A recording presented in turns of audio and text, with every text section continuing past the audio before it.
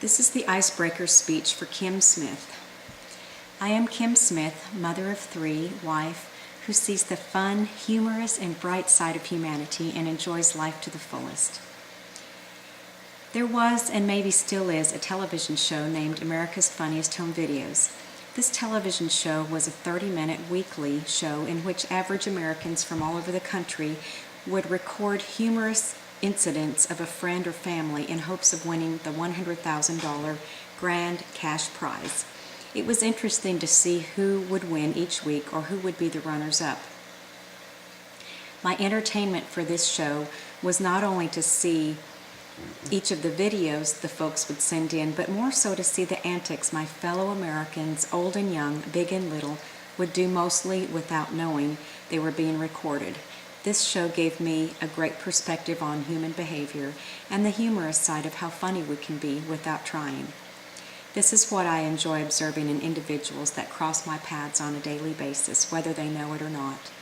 There is not a day that goes by that someone does something that makes me smile and usually makes me laugh.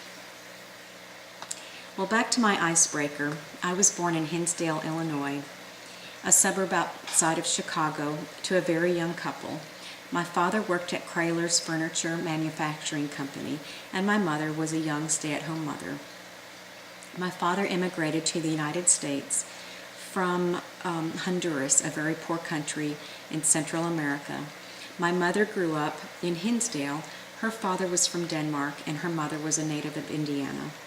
I grew up in a lower middle-class family with a younger brother and sister. My parents divorced when I was 7 years old. My mother remarried and went back to school, graduating when I was in 8th grade. Lesson number 1 from my mother: make certain you get an education so you can support yourself if you have to.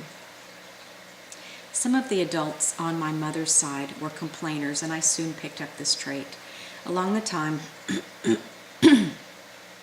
I was in junior high, one of my classmates made a comment to me, "You complain a lot." This made enough of an impression in me at the time that I was determined to do something about it. Lesson number 2 from a classmate: quit complaining. Not only was I not going to complain about everything, but I was going to be the most cheerful, fun, and happiest classmate to be around. My father's side of the family, as I mentioned, are from Honduras. Spending time around them was a contrast to my mother's side of the family. My father's family were and are very loving, affectionate people, always happy to see family. I grew up feeling well loved and adored, with lots of hugs and kisses and verbal I love yous. My father remarried and spent 5 years in Honduras. During that time, my brother and sister and I were able to spend 2 summers with him. We became familiar with the food, the people, and the hot, sticky weather in the southern part of Honduras. At the age of 12, I noted how poor the Honduran people were in comparison to what we have in the United States. The summer prior to visiting my family, I demanded my mother buy me a particular notebook for school. It was nothing special, and I don't know the reason for my demand. When I returned from Honduras, I felt very ashamed for placing that demand on my mother, and when most children there did not have shoes to wear or money to attend school, I am certain those 2 summers helped put a stop to my complaining. This brought me to high school and through college, where I came to Texas to study nursing, a career in which I could support myself if needed. The first of several changing life events in life was in college, and I was interested in traveling through the student missions program. I chose to spend a year in Korea teaching English and Bible to mostly college-age Korean students. While spending a year in Korea, I learned how hospitable and kind the Korean people are. I learned to enjoy kimchi, seaweed paper, and rice, and that one can eat vegetables for breakfast and it be normal. I also learned just because we do things a certain way in the United States, it is not the only way to get something done and be successful. Traveling has broadened my mind and developed my love for travel. The next event that shaped me into who I am was the birth of my firstborn child, Daniel. When I was born, I knew what I was cut out for in life: to be a mother. I loved it so much that even though my third and youngest child, Sabrina, is about to graduate from high school, I still consider my primary role in life to be a mother. Daniel and his wife, Cassie, do not have any children yet, but I have a grand puppy, but I'm hoping to become a grandmother someday. Neither Dustin, my middle child, or, of course, Sabrina, neither one of them are married yet. Another event that shaped me into who I am today was the death of my husband 9 years ago when he was 44 years old. He passed away of a cardiac arrest with no advanced warning.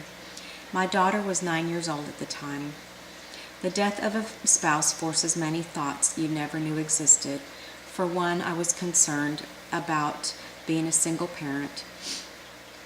Even though he worked out of town during the week, I had become accustomed to being a single parent. But it's just not the same when you're doing it full time. I had some financial concerns, especially after finding out that he did not have any life insurance when he died. Eventually things worked out and life had a new normal. 18 months later, my younger sister passed away from cancer. At her funeral, I felt helpless, like I was a 12-year-old kid looking into her casket, wanting to ask one of the adults to help me get my younger sister out of there. Let's just go home and forget about this nightmare. Even though we didn't agree on many things, I miss my sister. I have several close girlfriends that have helped to ease the loss, especially one of my coworkers that has a birthday on the same day, but different year, of course, that my sister died. That seems to be a nice coincidence. Now that my children are grown or are nearly grown, there are some things that I'd like to accomplish in life. And they are personal accomplishments, such as completing another degree, running a half marathon, doing some more traveling, and spending lots and lots of time with my future grandbabies. Perhaps once those things are accomplished, I will have more bucket list items, probably too many to complete. In the meantime, I will continue to look at the humorous side of human behavior, having fun with my family and friends, and enjoying life to the fullest.